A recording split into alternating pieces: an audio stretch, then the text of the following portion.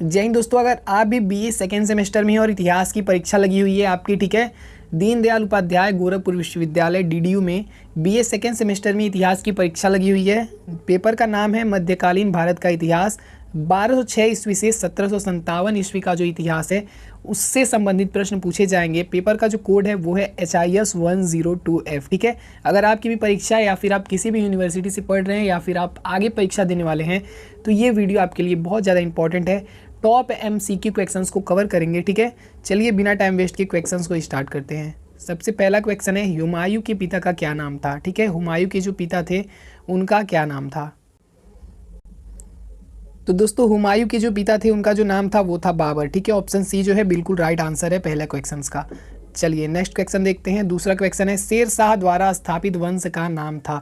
शेर शाह द्वारा जो स्थापित वंश था उस वंश का नाम था सूर्यवंश, ठीक है। ऑप्शन पहला जो है बिल्कुल राइट आंसर है। चलिए नेक्स्ट क्वेश्चन देखते हैं, काफ़ी इंपॉर्टेंट क्वेश्चन है। तुजुक बाबरी किस भाषा में लिखी गई है। तुजुक बाबरी जो है वो तुर्की भाषा में लिखी गई है, ठीक है। ये बाबर की आत्मकथा है जिसको किसने लिखा है, बाबर ने स्वयं लिखा है, ठीक है। किस भाषा में है, तुर्की भाषा में है, तुजुक बाबरी। चलिए नेक्स्ट क्वेश्चन देखते हैं। चौथा प्रश्न है कि लोदी वंश का अंतिम शासक था। लोदी वंश का जो अंतिम शासक था वो था इब्राहिम लोदी, ठीक है, वो था इब्राहिम लोदी। चलिए नेक्स्ट क्वेश्चन है पांचवा प्रश्न, लोदी वंश का संस्थापक कौन था। लोदी वंश का जो संस्थापक था वो था बहलोल लोदी, ठीक है, बहलोल लोदी। काफ़ी इंपॉर्टेंट क्वेश्चन है दोस्तों परीक्षा के दृष्टिकोण से, एक भी क्वेश्चन आप लोग मिस मत कीजिएगा, ठीक है। छठा प्रश्न है, इनमें से कौन सा गुप्तचर विभाग था। इसमें से जो गुप्तचर विभाग था वो था दीवान ए बरीद, ठीक है। ऑप्शन पहला जो है बिल्कुल राइट आंसर है। सातवां प्रश्न है कि दीवान ए कज़ा क्या था। दीवान ए कज़ा क्या था, तो वो एक न्याय विभाग था दोस्तों, ठीक है। पहला ऑप्शन जो है न्याय विभाग बिल्कुल राइट आंसर है। चलिए आठवां नंबर प्रश्न देखते हैं, किसे आर्द्र भोज कहा जाता था, ठीक है। किसे कहा जाता था, तो कृष्णदेव राय को कहा जाता था, कृष्णदेव राय, ठीक है, कृष्णदेव राय इज राइट आंसर। चलिए नौवां प्रश्न देखते हैं, कृष्णदेव राय के अधीन किस साहित्य का स्वर्ण युग था। कृष्णदेव राय के अधीन किस साहित्य का स्वर्ण युग था, तो वो था तेलुगु, ठीक है, तेलुगु। ऑप्शन जो चौथा है बिल्कुल राइट आंसर है। चलिए अगला प्रश्न देखते हैं, बाबर के आक्रमण के समय बंगाल का शासक कौन था। जब बाबर ने आक्रमण किया था तो बंगाल का शासक कौन था, तो वो थे नुरसत शाह, ठीक है, नुरसत शाह। ऑप्शन दूसरा जो है बिल्कुल राइट आंसर है। 11 नंबर प्रश्न है कि बाबर के आक्रमण के समय मालवा का शासक कौन था। तो मालवा का जो शासक था वो था महमूद द्वितीय, ठीक है, महमूद द्वितीय। अगला प्रश्न देखते हैं। अगला प्रश्न है कि बाबर के आक्रमण के समय गुजरात का शासक बाबू कौन था, ठीक है। गुजरात का जो शासक था वो कौन था, तो वो था मुजफ्फर शाह द्वितीय, ठीक है, मुजफ्फर शाह द्वितीय। ऑप्शन ए जो है बिल्कुल राइट आंसर है। 13 नंबर प्रश्न है काफ़ी ज़्यादा इंपॉर्टेंट कि कुतुब मीनार का पूर्णतः निर्माण किसने कराया, ठीक है। पूर्णतः पूछ रहा है दोस्तों, ध्यान देंगे क्वेश्चंस को। पेपर में दोस्तों कभी भी ना क्वेश्चन एक बार नहीं पढ़ना चाहिए, 2-3 बार क्वेश्चंस को पढ़ना चाहिए, उसके बाद उसका आंसर डिसाइड करना चाहिए। यहाँ पे पूछ रहा है कुतुब मीनार का पूर्णतः निर्माण किसने कराया, ठीक है। तो पूर्णतः निर्माण दोस्तों किसने कराया था, इल्तुतमिश ने कराया था, ठीक है, इल्तुतमिश ने पूर्णतः निर्माण कराया था। लेकिन अगर यहीं पे ये पूछता कि कुतुब मीनार का निर्माण किसने कराया, मतलब शुरू किसने कराया, तो कुतुबुद्दीन ऐबक ने शुरू कराया था, ठीक है। इस चीज़ का भी ध्यान रखेंगे आप लोग। चलिए नेक्स्ट क्वेश्चन देखते हैं, किताबुल हिंद का लेखक कौन था। किताबुल हिंद का जो लेखक था वो था अल बरूनी, ठीक है, अल बरूनी।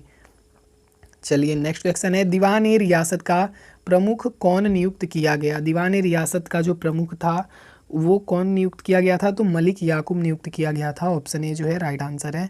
16 नंबर प्रश्न देखते हैं क्या है। 16 नंबर प्रश्न है, दीवान ए मुस्तखराज विभाग का गठन किसने किया। दीवान ए मुस्तखराज का जो विभाग था उसका गठन किया था अलाउद्दीन खिलजी ने, ठीक है, अलाउद्दीन खिलजी ने। दीवान ए मुस्तखराज विभाग का संबंध किससे है, तो बाबू अलाउद्दीन खिलजी से है, ठीक है। नेक्स्ट क्वेश्चन है, सिद्दी मौला की हत्या किस सुल्तान के समय हुई। किस सुल्तान के समय हुई थी, तो कुतुबुद्दीन मुबारक खिलजी के समय हुई थी, ठीक है। ऑप्शन लास्ट जो है बिल्कुल राइट आंसर है। सॉरी फ्रेंड्स, 19 नंबर क्वेश्चन है कि किस सुल्तान की हत्या उसके महल में हुई। किस सुल्तान की हत्या उसके महल में हुई थी, तो वो हुई थी कुतुबुद्दीन मुबारक खिलजी की, ठीक है। कुतुबुद्दीन मुबारक खिलजी की जो हत्या थी वो उनके ही महल में हो गई थी, ठीक है। चलिए 20 नंबर क्वेश्चन है कि मोहम्मद बख्तियार खिलजी किसका समकालीन था, तो वो कुतुबुद्दीन ऐबक का समकालीन था, ठीक है। चलिए अगला क्वेश्चन देखते हैं। 21 नंबर प्रश्न है कि खिलजी वंश का संस्थापक कौन था, तो वो था जलालुद्दीन फिरोज खिलजी, ठीक है, जलालुद्दीन फिरोज खिलजी, ऑप्शन सी जो है राइट आंसर है। 22 नंबर क्वेश्चन है कि सल्तनत काल में सबसे अधिक ग्रंथ किसने लिखे, तो अमीर खुसरो ने लिखे थे, ठीक है। चलिए 23 नंबर क्वेश्चन है कि चांदी का सिक्का, टका जिसको बोला गया है, किसके द्वारा शुरू किया गया था, तो इल्तुतमिश के द्वारा शुरू किया गया था, ठीक है। चलिए अगला क्वेश्चन देखते हैं, रजिया को किसने कैद किया, ठीक है, रजिया को किसने कैद किया, तो अल्तुनिया ने कैद किया था, ठीक है, अल्तुनिया ने। 25 नंबर क्वेश्चन है कि मोहम्मद बख्तियार खिलजी किसका समकालीन था, तो वो कुतुबुद्दीन ऐबक का समकालीन था, ठीक है।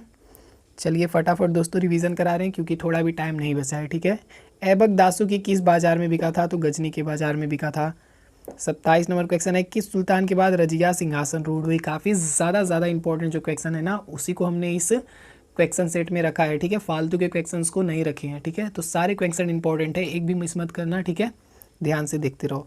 किस सुल्तान के बाद रजिया सिंहासन रूढ़ हुई, ठीक है, किस सुल्तान के बाद रजिया सिंहासन रूढ़ हुई, तो वो थे रुकनुद्दीन फिरोज शाह, ठीक है। इनके बाद जो थी रजिया सिंहासन रूढ़ हुई थी, ठीक है, ऑप्शन बी जो है राइट आंसर है, ठीक है। चलिए अगला क्वेश्चन देखते हैं 28 नंबर कि किस भारतीय सुल्तान के काल में चंगेज का भारतीय सीमा पर पहुंचा, तो इल्तुतमिश के काल में पहुंचा था, ठीक है, इल्तुतमिश के शासनकाल में पहुंचा था, ठीक है। चलिए 29 नंबर क्वेश्चन है तराइन का प्रथम युद्ध 1191 किसके मध्य लड़ा गया था, तो मोहम्मद गौरी और पृथ्वीराज चौहान के बीच लड़ा गया था।